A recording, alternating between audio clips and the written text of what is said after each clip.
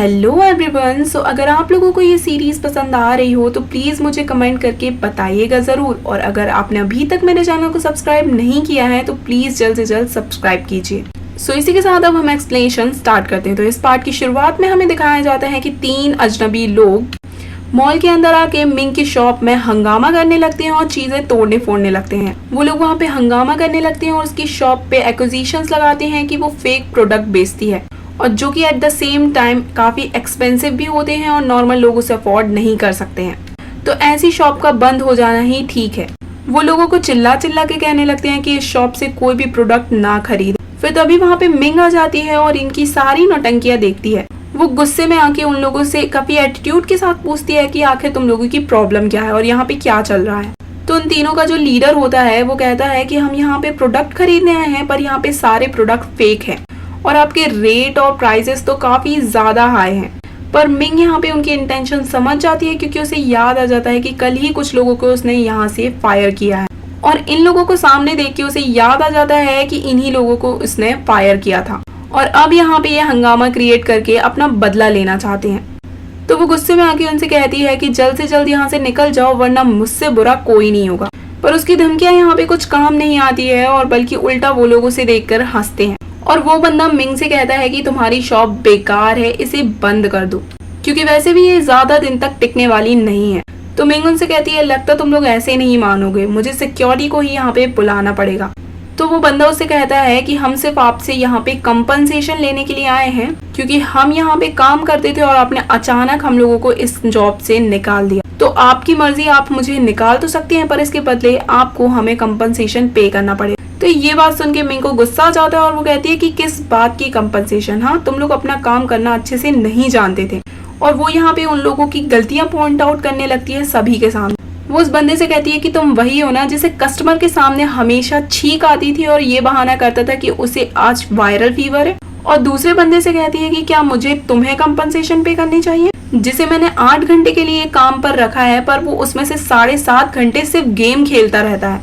और तीसरे बंदे से कहती है कि और तुम तो काफी हेल्दी और फिट हो, तो जब काम करने की बारी आती है तो तुम्हारी तबीयत अचानक क्यों खराब हो जाती है। वो तीनों से कहती है कि क्या तुम लोग बीमार हो, तुम लोग सिर्फ नाटक करते रहते हो, अपने काम को कभी भी सीरियस नहीं लिया और अब मुझसे कंपनसेशन चाहते हो।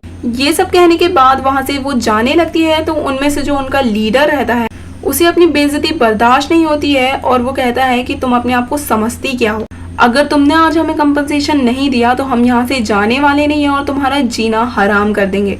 वहीं दूसरी ओर हमें गुयान को दिखाया जाता है जो कि सारा इंसिडेंट दूर खड़ा हुआ देख रहा होता है और सोचता है कि अगर ये मामले को ऐसे ही हैंडल करेगी तो जल्द ही यहाँ पे हाथापाई शुरू हो जाएगी। वहीं दूसरी ओर मिंग कहती है कि तुम लोगों को क्या लगता है, तुम्हारी धमकियों से मैं डर जाऊंगी, मुझे तुम लोगों को पहले ही निकाल देना चाहिए था। और उन लोग से कहती है कि वो उन्हें एक फूटी कौड़ी भी नहीं देने वाली।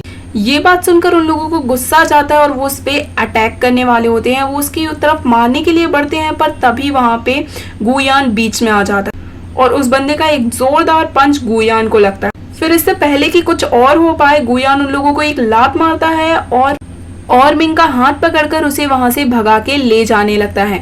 तो यहाँ पे मिंग उसे भागते हुए देख रही होती है और सोचती है कि ये तो एकदम हीरो के जैसे बीच में आया मुझे बचाने के लिए और अब ये मेरी जिंदगी का हीरो बन गया है। फिर जब वो लोग फाइनली बाहर आ जाते हैं तो मिंग उससे कहती है कि तुम तो अच्छा खासा भाग लेते हो। फिर तभी उसकी नजर गुयान के फेस में लगी चोट पर पड़ती है तो वो उसकी तरफ आगे बढ़ती है उसकी चोट देखने के लिए, पर वो उससे काफी रूडली बिहेव करता है और उससे कहता है कि चोट को छोड़ो, अगली बार से तुम मुझसे दूर ही रहना क्योंकि तुम हर बार मेरे लिए कोई ना कोई इशू क्रिएट कर देती हो। फिर वो उससे जाते जाते कहता है कि आज जो तुम्हारा बिहेवियर था वो बहुत खतरनाक था, अगर मैं बीच में नहीं आता तो कुछ भी हो सकता था तुम्हारे साथ। तो इस पे मिंग कहती है कि तो तुम मान क्यों नहीं लेते हो कि तुम्हें मेरी चिंता है और तुम मुझे पसंद करते हो। तो इस पे गुयान कहता है कि तुम्हें जो सोचना है सोचो और ये कह के वो वहां से चला जाता है। फिर हमें दूसरी ओर दिखाया जाता है कि मिंग का जिम ट्रेनर उन दोनों के बीच की सारी बातें सुन रहा होता है।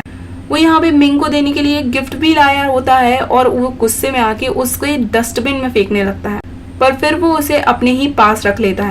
वेल यहाँ पे देख के तो यही लगता है कि वो शायद उसे पसंद करता है। फिर आगे हमें दिखाया जाता है कि गुयान एक लेक्चरर भी होता है और वो अपनी क्लासेस ले रहा होता है। तभी उसे अपनी बुक के अंदर एक नोट मिलता है और उसमें लिखा होता है कि प्रेसिडेंट आपसे यहाँ पे मिलना चाहती हैं। पर गुयान उस नोट को डस्टबिन में फेंक देता है क्योंकि वो वहाँ पे नहीं जाना चाहता है। वहीं दूसरी ओर रेस्टोरेंट में मिंग इंतजार कर रही होती है गुयान के आने का, और फाइनली जैसे उसे कदमों की आवाज सुनाई देती है तो वो समझ जाती है कि गुयान वहाँ पे पहुंच गया, और वो बिना पीछे देखे ही अपने दिल की फीलिंग्स कहने लगती है। वो काफी खुश होती है कि उसने फाइनली गुयान से सब कुछ कह दिया। पर जैसे ही मैडम पलट के देखते हैं तो दिल के अरमान चूर चूर हो जाते हैं, क्योंकि यहाँ पे गुयान नहीं बल्कि उसका खुद का जनरल मैनेजर खड़ा होता है। अब अपने मैनेजर को अपने सामने देखकर वो शर्म से पानी पानी हो जाती है, और तभी उसका मैनेजर उसे बताता है कि वो आज यहाँ पे नहीं आने वाला है और वो अभी तक अपनी क्लासेस ले रहा है। ये सुन के मिंग का पारा हाई हो जाता है और वो जोर से टेबल पे हाथ पटक के कहती है कि क्या, और फिर वो गुस्से में आके सीधे उसके इंस्टीट्यूट चली जाती है उससे बात करने के लिए। तभी वो गुयान को एक स्टूडेंट के साथ देखती है जिससे वो कुछ बातें कर रहा होता है। दोनों को साथ में देख के वो काफी जेलस फील करती है और गुयान से कहती है कि मैं तुम्हारा वहाँ पे वेट कर रही थी जबकि तुम यहाँ पे इस लड़की के साथ टाइम पास कर रहे हो। तो इस पे गुयान उसकी तरफ आता है और उससे कहता है कि तुम यहाँ पे क्या कर रही हो, तुम कहना क्या चाह रही हो। तो उसकी स्टूडेंट यहाँ पे पूछती है कि आखिर ये लड़की कौन है। तभी मिंग गुयान के करीब जाकर कहती है कि तुम्हें क्या लगता है कि मैं तुम्हारी सोच को समझ नहीं पा रही हूँ।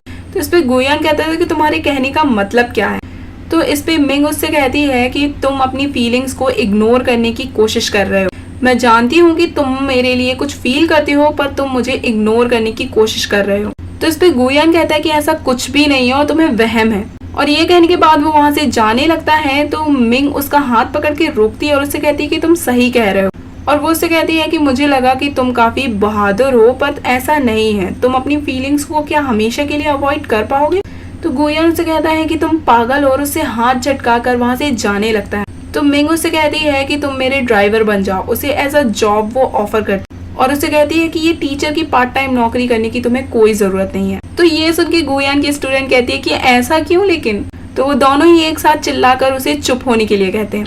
तो गुयान इससे साफ इनकार कर देता है और मिंग यहाँ पे उसे दुखी होते हुए कहती है कि तुम्हारा हमेशा मेरे अगेंस्ट जाना जरूरी है क्या। और यहाँ पे वो इमोशनल ड्रामा करने लगती है। तो उसे दुखी देखकर बेचारे गुयान को उस पर दया आ जाती है और वो उसे एक्सप्लेन करने लगता है कि वो आज डिनर करने क्यों नहीं आया था। तो वो उसे बताता है कि उसे एक्चुअली में एक अर्जेंट क्लास अटेंड करनी पड़ी थी, इसलिए वो डिनर पे नहीं आ पाया था। तो उसे सफाई देता देख मिंग काफी खुश होती है और उससे कहती है कि तुम मेरा ऑफर एक्सेप्ट कर लो। तो गुयान ये सुन के उससे कहता है कि मुझे कोई भी इंटरेस्ट नहीं है तुम्हारा ड्राइवर बनने में, और ये कह के वो वहां से चला जाता है। और इसी के साथ ही एपिसोड यहीं पे एंड हो जाता है।